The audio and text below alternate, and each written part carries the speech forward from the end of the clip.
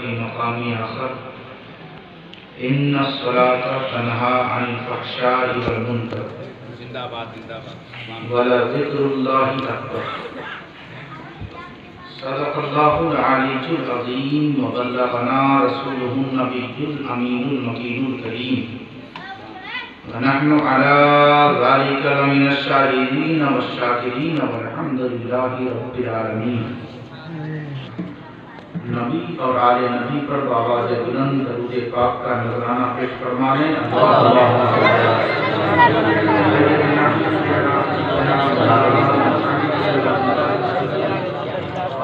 صلو علیہ صلاۃ و سلام علیک دائما ابدا ازلیا یا رسول اللہ یا حبیب اللہ یا نبی اللہ صلی اللہ تعالی علیہ وسلم. بعض سامعین علماء حفاظ سناخاں سے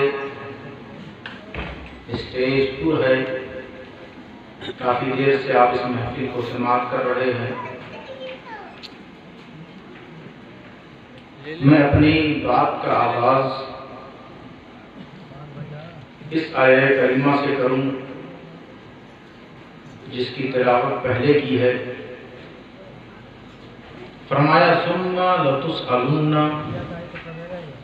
یومئذ عن النعیم. دنیا سے نکل کر جب تم حشر کے میدان میں آؤ گے تو ضرور پوچھا جائے گا تم سے. یومئذ اس دن جس دن کے بعد کوئی دوسرا دن آنے والا نہیں. اچھا پوچھا کیا جائے گا؟ لتسألن میں فرمایا گیا ضرور پوچھا جائے گا، چھوڑا نہیں جائے گا. لیکن پوچھا کیا جائے گا؟ سوال کیا ہوگا؟ تو قرآن نے کہا عن النعیم، نعمتوں کے بارے میں پوچھا جائے گا. اب جو آدمی جس نعمت سے جڑا ہوا ہے یا اس کے پاس جو نعمت موجود ہے اسی نعمت کے بارے میں وہ بتا سکتا. اب اندھوں کے سے یہ نہیں پوچھا جائے گا بینائی کے بارے میں، کیونکہ وہ بیچارہ تو بینائی جیسی نعمت سے محروم ہے. گونگوں سے نہیں پوچھا جائے گا گویائی کے بارے میں، وہ بیچارہ تو پہلے سے ہی محروم ہے. اور قرآن کہہ رہا ہے ضرور پوچھا جائے گا عن النعیم، نعمتوں کے بارے میں. تو یہ آیت کریمہ اس پر ذرا آپ غور فرمائیں، توجہ دیں کہ اس نعمت کے بارے میں اسی بندے سے پوچھا جائے جو نعمت اس کے پاس ہے. علم ایک نعمت ہے، تو اب جاہل سے کیوں پوچھا جائے؟ وہ بیچارہ علم سے تو دور ہے. عقل جس کے پاس نہیں ہے، مجنون ہے، پاگل ہے وہ، تو اب اس سے عقل ایک نعمت ہے. اب عقل کے بارے میں اس سے کیوں پوچھا جائے؟ میری بات آپ تک پہنچ رہی ہے نا؟ تو اب پیر والا جو شخص نہ ہو اس سے پیر کے بارے میں کیوں پوچھا جائے؟ وہ تو معذور ہے. اب بیک وقت ساری نعمتیں ایک شخص کے پاس ہو ہی نہیں سکتی. اور اللہ فرما رہا ہے ساری نعمتوں کے بارے میں تم سے ضرور پوچھا جائے گا. اب پھل بیچنے والا آیا، اس نے کہا یہ سارے پھل نعمت ہیں، میں تو صرف فروٹ کے بارے میں ہی بتا سکتا ہوں. جس شعبے سے آپ کا تعلق ہے آپ اسی شعبے کے بارے میں حساب دے سکتے ہیں. یہی تو ہے نا سسٹم، یہی تو ہے. اور اللہ کہہ رہا عن النعیم، ساری نعمتوں کے بارے میں تم سے. وہ لوگ کہتے ہیں نا اولی پرسش نماز بوت، کہ سب سے پہلے قیامت میں دوڑا کر پکڑ کر پوچھا جائے گا نماز پڑھی کہ نہیں. تو اب دیکھیں جو نمازی ہیں نماز ان کے پاس نعمت، تو اب بے نمازی وہ تو نماز سے دور عبادات کرنے والے، وہ عبادت ایک نعمت، تلاوت کرنے والے تلاوت ایک نعمت، روزہ رکھنے والے روزہ ایک نعمت۔ اب جس کا تعلق روحانیت سے ہے وہ اس میں حساب دے، جس کا تعلق دنیاوی معاملات سے ہے وہ اس کے بارے میں بتائے۔ لیکن قرآن نے کلیئر نہیں کیا۔ قرآن نے جب سب کو بتایا کہ نعمتوں کے بارے میں پوچھا جائے گا تو سب تو کہتے ہیں قرآن پڑھ کر وَإِن تَعُدُّوا نِعْمَةَ اللَّهِ لَا تُحْصُوهَا، اللہ کی نعمتیں شمار میں نہیں آتی۔ جب شمار میں نہیں آتی ہیں تو ہم بتائیں گے کیا؟ جب شمار میں نہیں آتی ہیں تو حساب ہم دیں گے کیا؟ تو اب ذرا غور فرمائیں، توجہ دیں۔ قرآن نے کہا ہے کہ نعمتوں کے بارے میں ضرور پوچھا جائے گا۔ اب نعمتیں، یہ سورج کی کرنیں ہمیں مل رہی ہیں، یہ نعمت ہی تو ہے۔ یہ سانس چل رہی ہے، یہ نعمت ہی تو ہے۔ یہ آنکھوں سے ہم منظر تک رہے ہیں، یہ نعمت ہی تو ہے۔ یہاں بیٹھ کر اس محفل کو سن کر لطف محسوس کر رہے ہیں، یہ نعمت ہی تو ہے۔ یہاں بیٹھنا بھی نعمت ہی تو ہے۔ ہم سو جا رہے ہیں، نعمت ہی تو ہے۔ اٹھ جا رہے ہیں، نعمت ہی تو ہے۔ حضور کا کلمہ پڑھ رہے ہیں، نعمت ہی تو ہے۔ ان کی آل سے محبت کر رہے ہیں، نعمت ہی تو ہے۔ صحابہ کے کردار اور جذبات کو سلام کر رہے ہیں، یہ نعمت ہی تو ہے۔ اولیاء کرام صالحین سے عقیدت و نسبت رکھ رہے ہیں، یہ نعمت ہی تو ہے۔ مسجد کی طرف جا رہے ہیں، یہ نعمت ہی تو ہے۔ مدرسوں کا احترام کر رہے ہیں، یہ نعمت ہی تو ہے۔ یہاں بیٹھ کر سبحان اللہ اور درود اپنے نبی پر بھیج رہے ہیں، یہ نعمت ہی تو ہے۔ یہ ساری نعمتیں ہیں۔ اللہ نے کہا چپ ہو جاؤ، میری نعمتیں گنتا گنتا رات ختم ہو جائے گی، گنوا نہ سکے گا، شمار نہیں کر سکتا۔ پروردگار، میں نے تو سوچا ہے کہ میرے علم میں، میری استطاعت میں جتنی تیری نعمتیں ہیں نا وہ بتا دوں۔ کہا میرے کلام سے ٹکر لیتا ہے، یہ میرا کلام ہے۔ اچھا دیکھیں، آدم نعمت ہے، آدم نعمت ہے نا، آدم نعمت ہے، لیکن ان کی امت کے لوگ دوزخ میں اگر جا رہے ہیں تو قیامت میں آدم سے اللہ فرمائے گا کیوں گئے جہنم میں؟ آپ کی امت کیوں چلی گئی جہنم میں؟ بتائیں، جواب دیں، پوچھا جائے۔ نوح کی امت جہنم میں چلی گئی، کیوں گئی؟ پوچھا جائے گا۔ ابراہیم کی امت جہنم میں چلی گئی، کیوں گئی؟ ابراہیم تم نے کام صحیح سے نہیں کیا، پوچھا جائے گا۔ اسماعیل کی امت جا رہی ہے، پوچھا جائے گا اسماعیل تم نے میرا کام صحیح سے نہیں کیا، سب سے پوچھا جائے گا۔ اچھا فری ہیں تو آج کے مسلمان، نبیوں کو بھی فری نہیں چھوڑا گیا، ان کو بھی ایک ذمہ دیا گیا کہ کام کرو۔ آج کے مسلمان بالکل آزاد ہیں، فری ہیں، کچھ بھی ہو جائے ان کو کوئی فرق پڑتا نہیں ہے، کچھ بھی ہو جائے، اتنے بہادر ہیں یہ لوگ۔ بہرحال تو اب دیکھیں، حضرت عیسیٰ تک سب سے پوچھا جائے گا، کب؟ ثم لتسألن یومئذ عن النعیم، قیامت میں کھڑا کروا کے پوچھا جائے گا آپ نے کام کیسے صحیح سے نہیں کیا کہ یہ لوگ مجھ سے غافل ہیں، مجھ سے دور ہیں، جہنم میں جا رہے ہیں۔ سارے نبی کھڑے ہیں، ہمارا نبی آ رہا ہے، ہمارا نبی آ رہا ہے، اور یہ میں اپنی طرف سے نہیں کروں گا، اب قرآن ہی سے بتاؤں گا کہ سب سے تو پوچھا جائے گا کہ آپ کی امت کے لوگ جہنم میں کیوں گئے؟ حضور کی امت بھی تو جہنم میں جائے گی، جائے گی کہ نہیں جائے گی؟ اس پر سبحان اللہ مت کہو، جائے گی کہ نہیں جائے گی؟ اپنی بد عملیوں کی وجہ سے۔ یہ اور بات ہے کہ قیامت کے دن انہیں نکال لیا جائے گا، لیکن وہ دوزخ کی آگ میں جلے گی نا۔ اب حضور آ گئے تو دستور بھی یہی ہونا چاہیے جو آدم کے ساتھ کیا گیا، عیسیٰ تک یہی تو سسٹم ہے نا، کیونکہ وہ سب بھی نبی، یہ بھی نبی، تو پوچھنا چاہیے نا، اے نبی آخر الزمان، آپ جواب دیں، آپ کی گنہگار امت دوزخ میں کیوں جا رہی ہے؟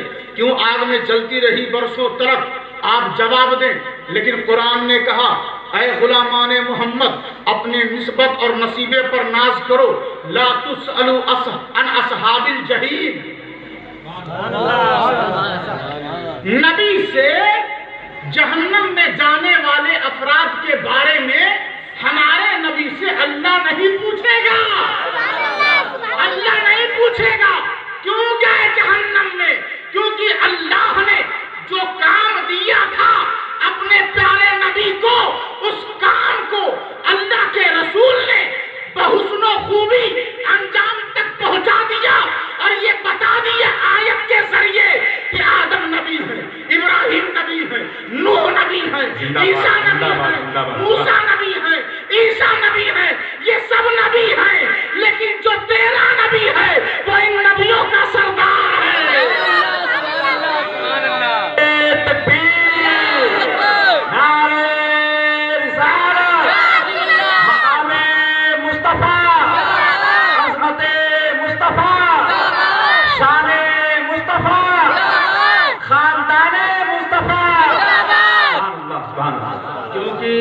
نبیوں کے جو اصحاب تھے انہوں نے کہیں نہ کہیں کسی نہ کسی مقام پر آ کر دغا دیا ہے، لیکن ہمارے نبی کے جو اصحاب تھے، ہمارے نبی نے بڑے مضبوط ساتھیوں کو پیدا کیا ہے، بڑے دلیر اور شجاع، بہادر اور نڈر اپنی صحبت سے پیدا کیا ہے۔ ابو بکر صدیق، فاروق اعظم، عثمان غنی، مولا علی شیر خدا، یہ صحابہ کسی اور فیکٹری سے نہیں نکالے گئے، کملی والے پیارے نبی کی صحبت کا اثر ہے یہ۔ جب ہمارے نبی گئے، اب دوسری آیت کی طرف آتے ہیں، فرمایا یہ نماز بے حیائی اور بری باتوں سے روک دیتی ہے۔ اب کوئی کہے نماز پڑھ رہے ہیں لیکن بے حیائی اور بری باتوں سے رکتے نہیں، تو آپ کو میں بتاؤں آپ کی نماز اصل میں ہو ہی نہیں رہی ہے۔ جس دن نماز ہونے لگے گی آپ بے حیائی اور بری باتوں سے دور ہونے لگیں گے۔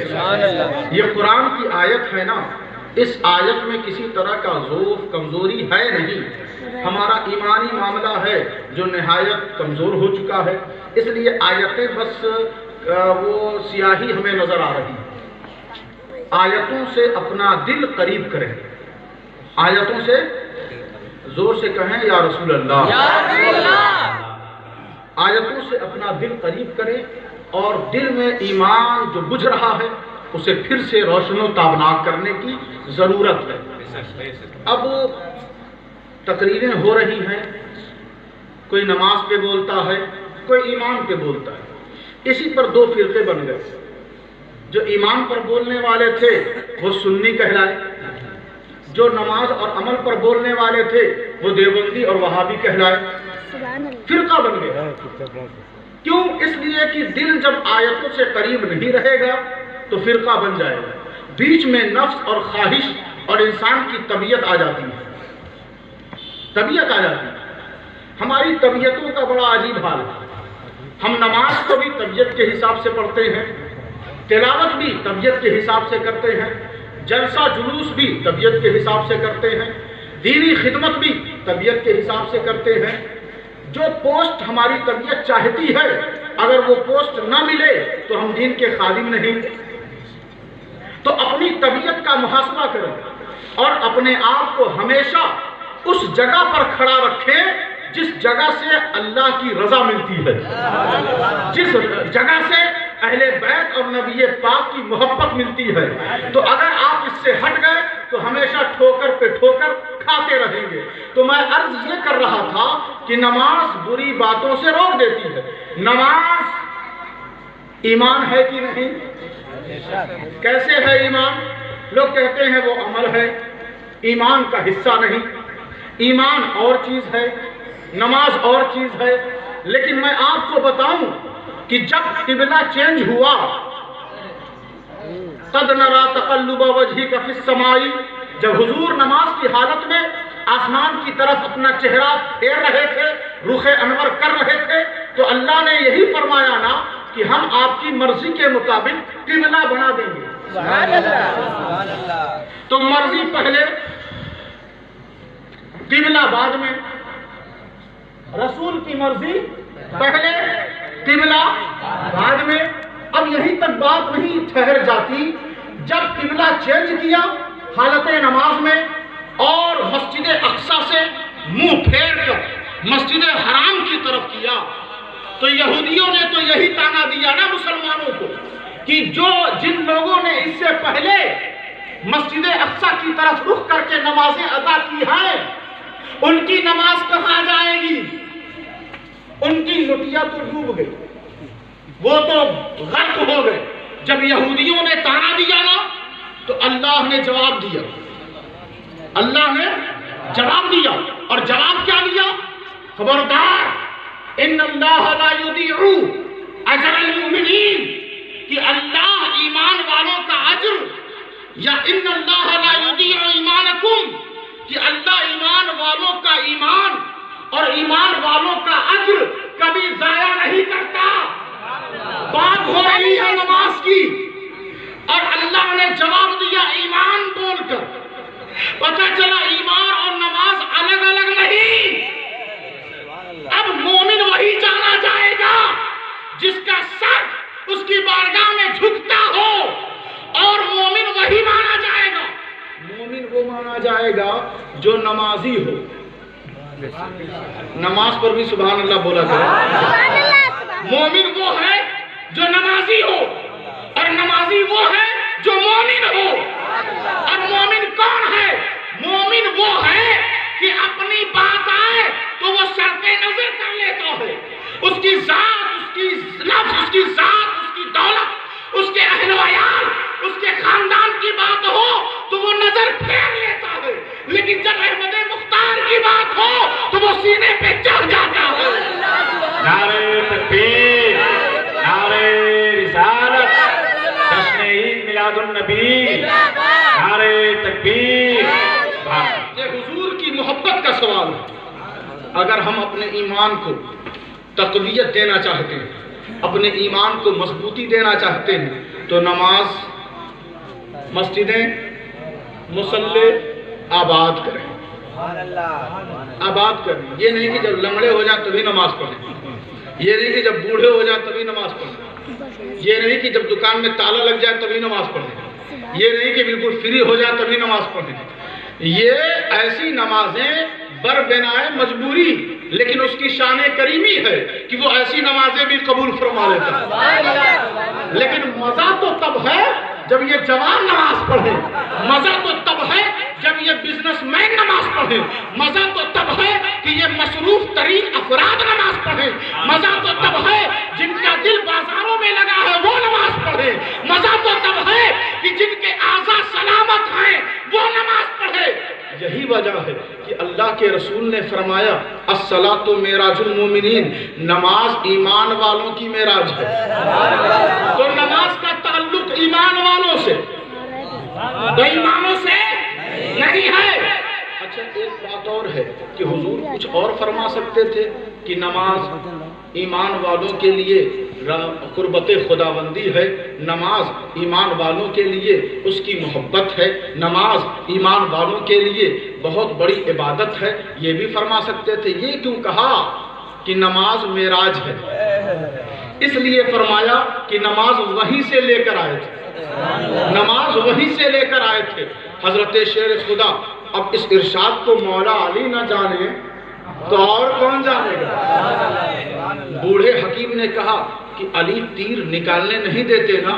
کوئی بات نہیں، میں بڑا تجربے کار ہوں. جو تجربے کار ہوتا ہے وہی علی کو سمجھ سکتا ہے. جو بے لوث اللہ رسول سے محبت کرتا ہے وہی علی کو سمجھ سکتا ہے. کہا حکیم سے پوچھا کیسے ممکن ہے؟ بس انہیں نماز میں جانے دو. بس انہیں نماز میں جانے دو. نماز میں گئے کوئی بھی آپریشن کر دو، کوئی بھی آپریشن. تو نماز ایک ایسی کیفیت ہے کہ بندہ خود سے الگ ہو جاتا ہے. وہ طالب خود نہیں رہتا، طالب خدا ہو جاتا. وہ بالکل دنیا سے کٹ جاتا ہے اور اس سے لگ جاتا ہے۔ تو علی سے پوچھو علی آپ کی کیفیت کیسے بدل گئی؟ کہا سمجھے نہیں، نماز ایمان والوں کی معراج ہے اور میں تو مومنین کا سردار ہوں۔ تو معراج المومنین، نماز بے حیائی اور بری باتوں سے روک دیتی ہے۔ آج لوگ کہتے ہیں میرا بیٹا میرا کہنا نہیں مانتا، میں کہتا ہوں آپ کو جس اسکول کالج میں بیٹوں کو بھیجنا چاہیے تھا وہاں نہیں بھیجے۔ کہا کیا مطلب؟ ہم نے کہا آپ نے اسے اس فحش نما بکسے کے حوالے کر دیا، آپ نے اسے ایک خطرناک آلے کے حوالے کر دیا۔ کہا کس کے حوالے کرتا کہ وہ میری مانتا؟ ہم نے کہا اسے نماز کے حوالے کیا ہوتا اور اپنے اندر سے اس کو نماز کی ادا اور نماز کا عمل کر کے اسے سکھایا ہوتا۔ اگر فجر میں تو اٹھتا تو آج وہ تجھے گالیاں نہیں دیتا۔ ارے فجر میں اٹھ کر یا نمازیں ادا کرنے والوں کی عزتیں غیر کرتے ہیں، غیر کرتے ہیں، اور تو اپنے بیٹے کی عزت تو لے نہ سکا، تیرا بیٹا تیری عزت نہیں کرتا، تو نمازی بن جا، تو نمازی بن جا، تیرا بیٹا کیا تیرا دشمن بھی عزت کرتا ہوا نظر آئے۔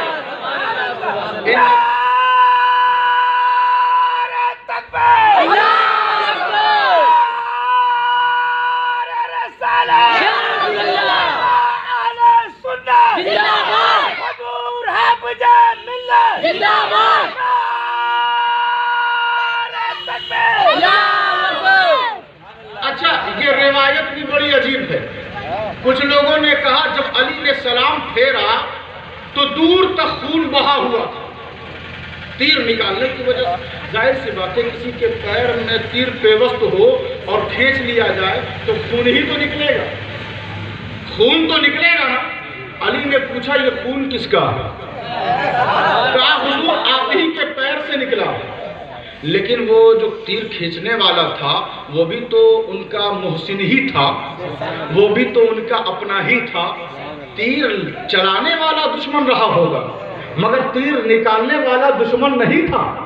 اس کو یہ پتا تھا نا کہ جب بندہ نماز کی حالت میں ہو اور خون کا فوارہ نکل جائے، سیلان آ جائے، خون میں بہاؤ آ جائے تو وضو ٹوٹ جاتا ہے، اور جب وضو ٹوٹ گیا تو نماز بھی ٹوٹ گئی۔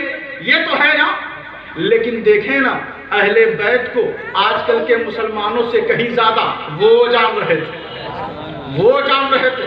کہاں خاموش ہو جاؤ، یہ علی ہے علی، ان کے قدم سے اگر خون بھی نکل جائے تو وضو ٹوٹتا نہیں۔ انما یرید اللہ لیذھب عنکم الرجس اہل البیت ویطہرکم تطہیرا۔ وہاں سے کہاں سے صفائی ملی؟ وہاں سے اللہ نے ان کو خوب ستھرا کر دیا ہے، خوب ستھرا کر دیا ہے۔ خون بہ رہا ہے بہنے دو، ان کی نماز ضائع نہیں جائے گی، ان کی نماز مکمل ہو جائے گی۔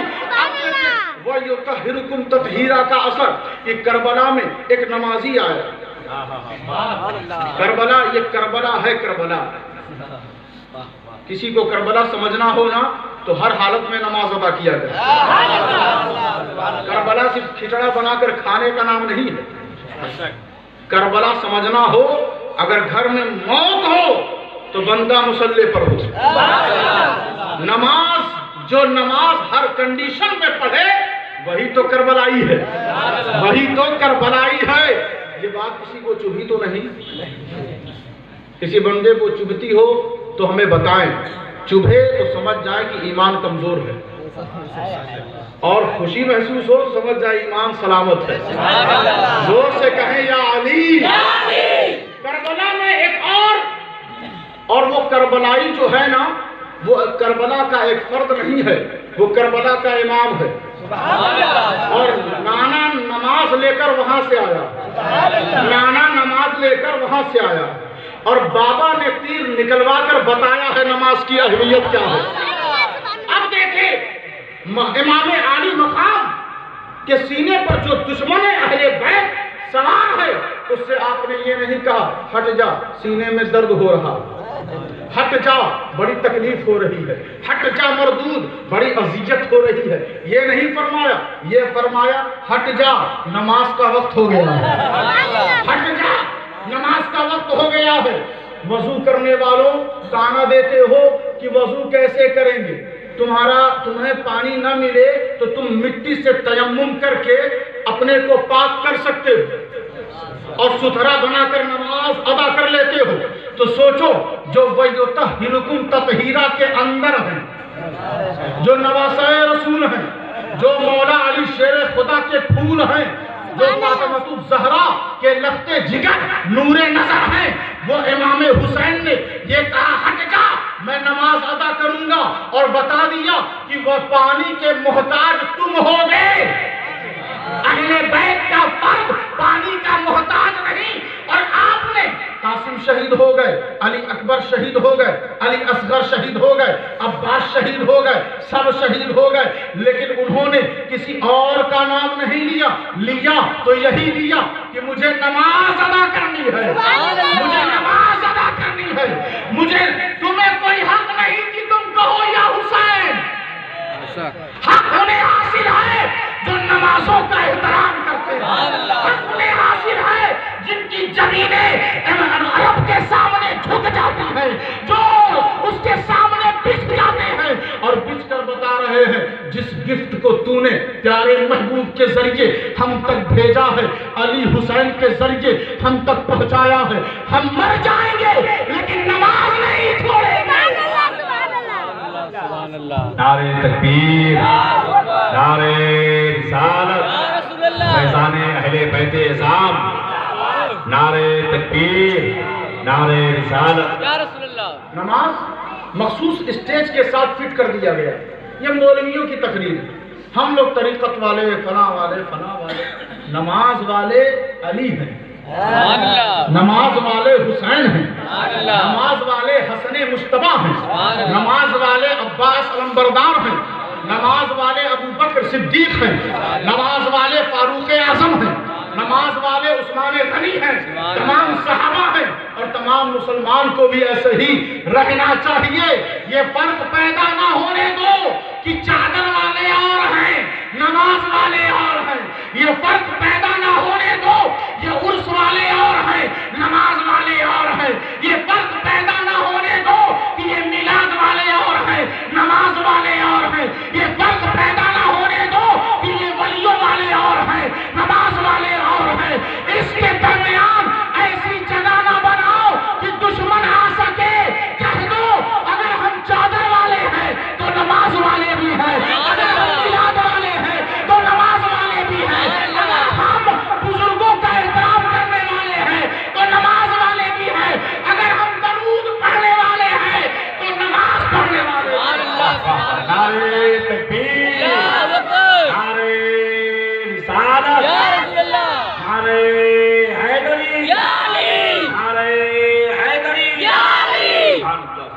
عابد بیمار علی بن حسین، باپ کا نام ہے حسین، دادا کا نام ہے علی، ماں کا نام دادی کا نام ہے فاطمہ زہرا، سیدہ طیبہ طاہرہ راکعہ ساجدہ، لخت جگر محمد مصطفیٰ، جن کی ڈولی آئے گی تو کہا جائے گا اہل محشر سے غدو ابصارہم، اپنی نظریں نیچی جھکا لو، کیونکہ سب کی تو اٹھی رہیں گی، کرم کر دے کرم کر دے کرم کر دے، اٹھی رہیں گی۔ جب پالکی گزرے گی، ڈولی گزرے گی تو حضرت حاکم کہتے ہیں، المستدرک میں یہ روایت موجود ہے کہ کہا جائے گا اہل محشر سے کہ اپنی نظریں نیچی کر لو، اپنی نظریں نیچی کر لو۔ کیوں؟ یہاں کوئی بہت بڑے نیتا آ رہے ہیں، بہت بڑے کوئی پارٹی کے لیڈر آ رہے ہیں، یہ پروٹوکول کا جو اہتمام ہے، یہ کون سی ایسی شخصیت ہے، کون سی ذات ہے؟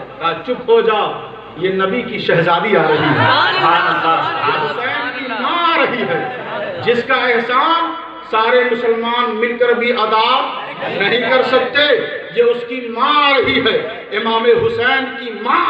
سب نظریں جھکا لیں گے۔ اچھا تو میں عرض یہ کر رہا تھا بی بی فاطمہ زہرا کی نماز، بی بی فاطمہ زہرا کی نماز، علی کی نماز، حسین کی نماز، ایک نماز میں اور بتا دوں پھر اپنی بات ختم کر دوں۔ حضرت عابد بیمار، ان کے سامنے اگر کوئی گوشت کاٹنے والا گوشت کاٹتا تھا تو جان لیتا کہ اگر عابد بیمار آ رہے ہیں تو فوراً وہ اپنا جتنا اس کا ساز و سامان رہتا تھا وہ چھپا لیتا تھا، کیونکہ جانور کو کٹتے ہوئے عابد بیمار دیکھ نہیں پاتے تھے، رونے لگتے تھے، چیخنے لگتے تھے اور داڑھی ان کی بھیگ جایا کرتی تھی۔ اتفاق کہ آپ آ رہے تھے اور ایک شخص جانور ذبح کر رہا تھا اور اچانک اس کی نظر پیچھے جب پڑی تو دیکھتا ہے کہ عابد بیمار کھڑے ہیں اور رو رہے ہیں۔ تو اس نے کہا حضور غلطی ہو گئی، معاف کر دیں، میں نے آپ کو دیکھا نہیں اور جانور کو ذبح کر دیا۔ کہا بات اتنی سی ہے کہ جب میں کسی اچھا یہ بتاؤ پانی پلایا ہے اس کو؟ پانی تو پلایا ہے نا؟ ذبح کر دیا، پانی تو پلایا تھا نا؟ کہا ہاں حضور پانی پلایا تھا۔ کہا میرے باپ جب کوئی جانور کٹتا ہے نا تو مجھے اپنا باپ یاد آتا ہے جس کو پانی بھی نہیں دیا گیا۔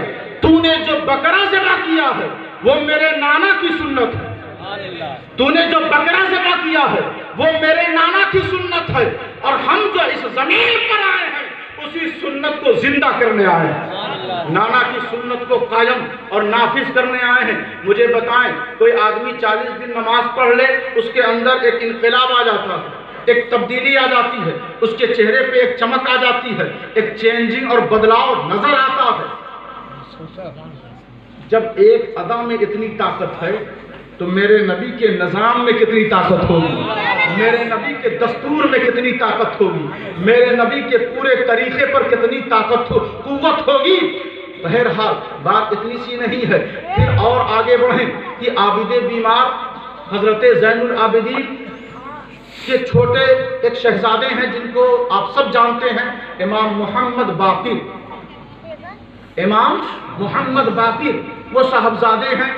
آپ نماز کی حالت میں ہیں، نماز ادا فرما رہے ہیں، کسی نے آ کر زور سے آواز دی کہ آپ نماز میں لگے ہیں، آپ کا بیٹا کنویں میں گر گیا اور فوت ہو گیا۔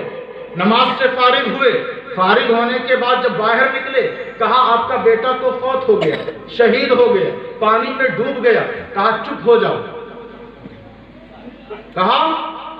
جاؤ، الصلاۃ معراج المومنین ان الصلاۃ تنہا عن الفحشاء والمنکر، نماز بے حیائی اور بری باتوں سے روک دیتی ہے۔ بے حیائی اور بری باتیں یہ دونوں نجاست ہیں، یہ دونوں گندگی ہیں، یہ دونوں خرابی ہیں، اور ان دونوں سے اہل بیت کا کوئی تعلق ہی نہیں،